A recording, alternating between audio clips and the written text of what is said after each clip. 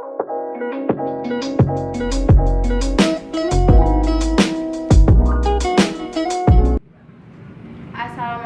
warahmatullahi wabarakatuh. Perkenalkan, nama saya Adinda Sabrina Setiawan, absen 5 dari kelas 12 IPA 3. Saya di sini akan melaksanakan ujian praktek mata pelajaran kimia, yaitu menguji larutan, elektrolit, dan non-elektrolit. Tujuan dari praktikum kali ini yaitu untuk mengetahui larutan apa saja yang termasuk larutan elektrolit dan non-elektrolit, serta mengetahui jenis ikatan kimia dan sifat elektrolit suatu zat.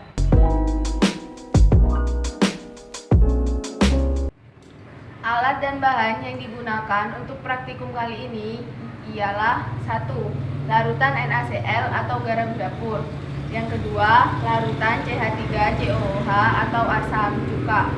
Yang ketiga, larutan C12H22O11 atau gula. Dan air. Serta alat yang digunakan yaitu alat uji elektrolit seperti ini. Kita juga membutuhkan pulpen dan kertas untuk mencatat hasil percobaan. Sebelum melakukan percobaan, saya akan mencoba menjawab pertanyaan pre-lab terlebih dahulu. 1. Dari berbagai zat yang akan digunakan, sebagian besar merupakan larutan. A. Apakah yang dimaksud dengan larutan? Jawab. Larutan adalah suatu campuran yang bersifat homogen. Komponen dari larutan yaitu zat terlarut dan zat pelarut. B. Dalam larutan, komponen apa yang jumlahnya lebih sedikit? Jawab. Zat terlarut atau solut. C. Dalam larutan, komponen apa yang jumlahnya lebih banyak? Jawab. Zat pelarut atau solvent. 2. Dari berbagai zat yang digunakan, tentukanlah yang merupakan A. Senyawa ion. Jawab. Larutan NaCl. B. Senyawa kovalen polar. Jawab. Larutan CH3COOH dan larutan C12H22O11. Selanjutnya kita langsung ke percobaan. Siapkan alat uji elektrolit. Yang kedua, siapkan larutan nomor pertama, yaitu larutan NaCl atau garam dapur. Lalu, masukkan batang karbon ke dalam larutan NaCl. Dan ternyata larutan NaCl menghasilkan gelembung yang banyak dan membuat lampu nyala atau terang. Selanjutnya, netralkan batang karbon menggunakan air mineral.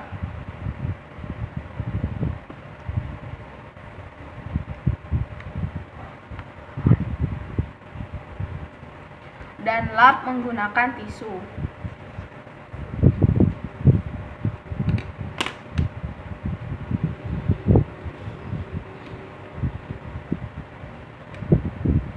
Dan ternyata larutan NaCl merupakan larutan elektrolit kuat.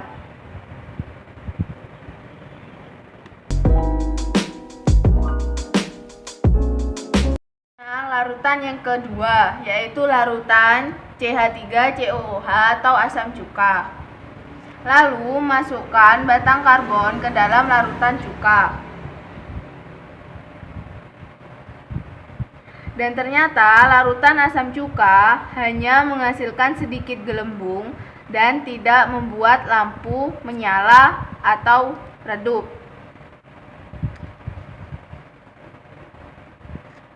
Lalu, netralkan batang karbon menggunakan air mineral.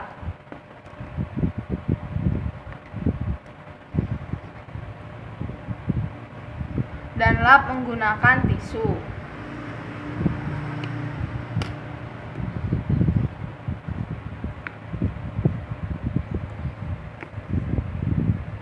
Dan larutan CH3COOH termasuk larutan elektrolit lemah.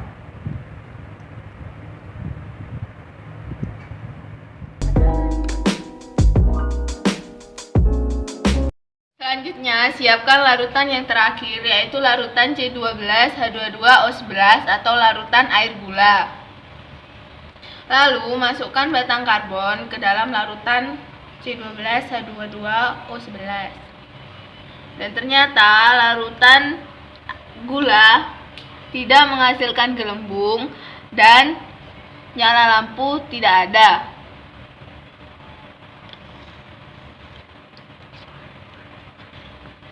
Lalu netralkan kembali batang karbon menggunakan air mineral.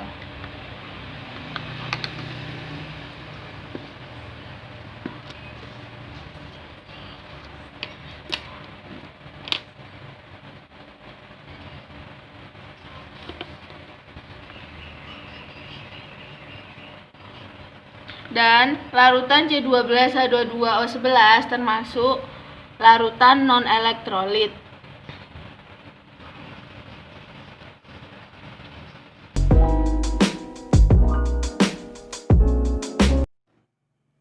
Setelah dilakukan percobaan, dihasilkan data sebagai berikut.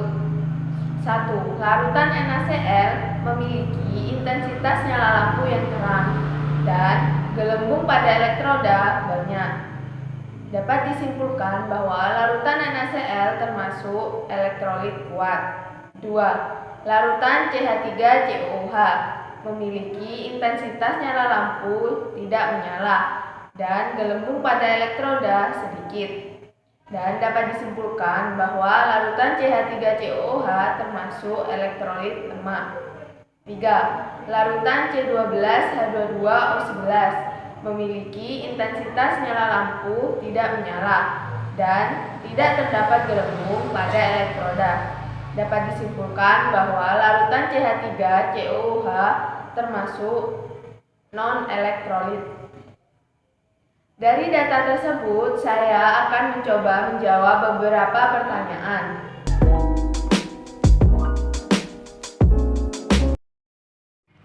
1. Tuliskan reaksi dalam air atau reaksi ionisasi yang terjadi pada ketiga larutan di atas. 1. NaCl terionisasi menjadi Na+ ditambah Cl-. 2. CH3COOH terionisasi menjadi CH3COO- ditambah H+. 3. C12H22O11 tidak terionisasi. 2. Jenis ionisasi apa yang dialami oleh ketiga larutan di atas berdasarkan reaksi dalam air? 1. Larutan NaCl terionisasi sempurna. 2. Larutan CH3COOH terionisasi sebagian. 3. Larutan C12H22O11 tidak terionisasi. 3. Urutkan ketiga larutan di atas berdasarkan intensitas nyala lampunya. Yang pertama, larutan NaCl. Kedua, larutan CH3COOH. Yang ketiga, larutan C12H22O11. 4. Urutkan ketiga larutan di atas berdasarkan banyak gelembung gas. 1. Larutan NaCl. 2. Larutan CH3COOH. 3. Larutan C12H12O11. 5. Berdasarkan kemampuan daya hantar listriknya, tuliskan larutan mana saja yang termasuk larutan elektrolit kuat, lemah, dan non-elektrolit. 1. Larutan NaCl termasuk larutan elektrolit kuat. 2. Larutan CH3COOH termasuk larutan elektrolit lemah. 3. Larutan C12H22O11 termasuk larutan non-elektrolit.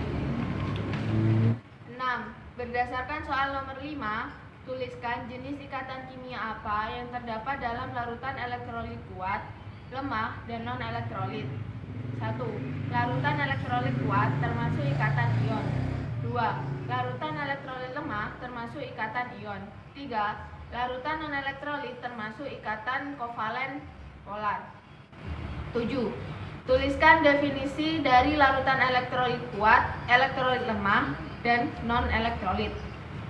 1. Larutan elektrolit kuat adalah senyawa yang terionisasi secara sempurna ketika dilarutkan di air.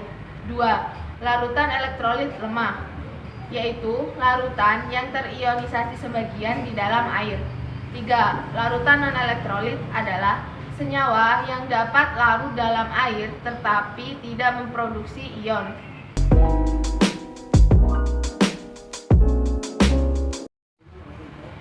Kesimpulan dari percobaan tadi ialah 1. Larutan elektrolit menghasilkan gelembung yang sangat banyak pada elektroda dan memiliki nyala lampu yang terang, sehingga dapat terionisasi sempurna di dalam air. 2. Larutan elektrolit lemah menghasilkan sedikit gelembung pada elektroda dan memiliki lampu yang redup, sehingga terionisasi sebagian di dalam air. Sedangkan larutan non-elektrolit tidak menghasilkan gelembung dan tidak memiliki nyala lampu, sehingga tidak terionisasi di dalam air. Sekian dari saya, kurang lebihnya mohon maaf. Wassalamualaikum warahmatullahi wabarakatuh.